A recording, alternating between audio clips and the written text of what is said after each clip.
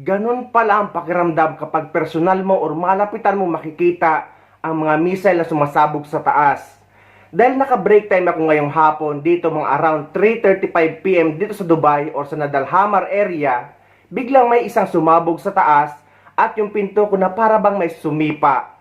Pero paglabas ko, nakita ko sa taas na may dalawa pang magkasunod na malalakas na missile, pero ang kagandahan naman, sa taas pa lang ay naharang na or na-intercept na. Pero iba talaga yung takot at yung kaba na mararamdaman mo dahil first time in my life na makakita ng ganon. Pero kung mapapanood mo sa video ay parang okay lang. Pero kapag personal mo na at malapitan mo na makikita, ay sobra kang matatakot at parang maiisip mo na ang worst na mangyayari. Mabuti na lang dito sa United Arab Emirates ay na-intercept or naharang nila habang nasa taas pa. Pero paano na lang pala kung walang interceptor dito sa UAE?